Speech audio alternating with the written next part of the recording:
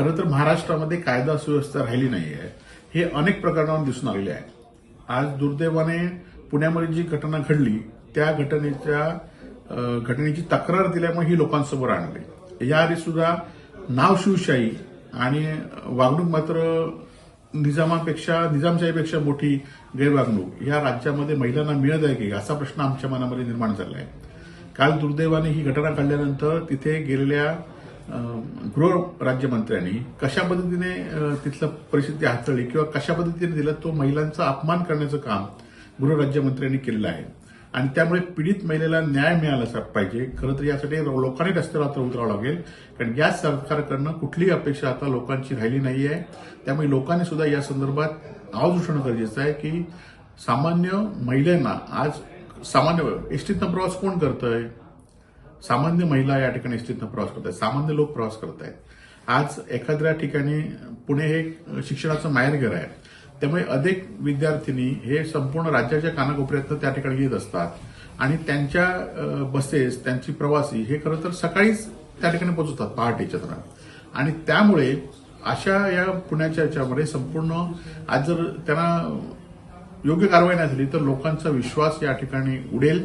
त्यामुळे पोलिसांनी कुठलाही दबाव न करता कारवाई केली पाहिजे आणि त्यासाठी शिवसेनेने काल जसं पुण्यामध्ये आंदोलन केलं तसं राज्यामध्ये आंदोलन आता लवकरात करेल आणि ह्या महिलांना न्याय दिल्याशिवाय शिवसेना स्वस्थ असणार नाही.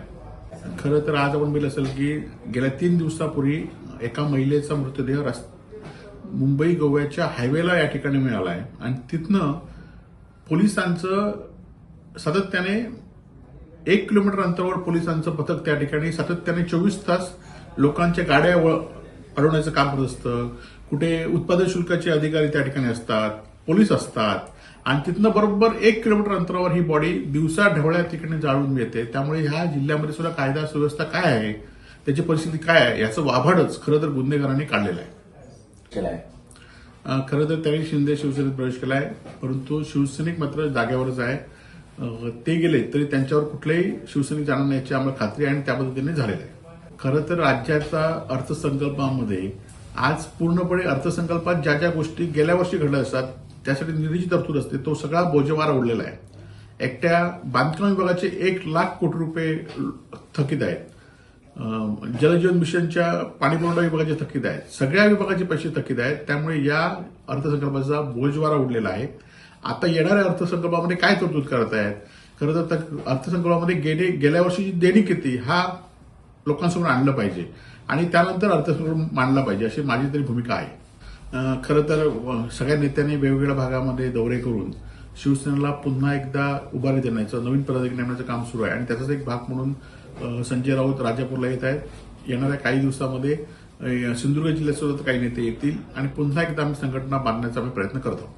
खरं तर या कुटुंबाने भारत विरोधी घोषणा दिल्या आहेत काय की त्याचं कोण राजकारणासाठी वापर करते काय ह्याचा हे आधी पहिल्या पोलिसांनी तपास केला पाहिजे आणि जर भारत विरोधी घोषणा दिल्या असतील तर निश्चितपणे त्यांच्यावर कारवाई झाली पाहिजे. त्यांना नोटीस न देता सुद्धा कारवाई झाली पाहिजे.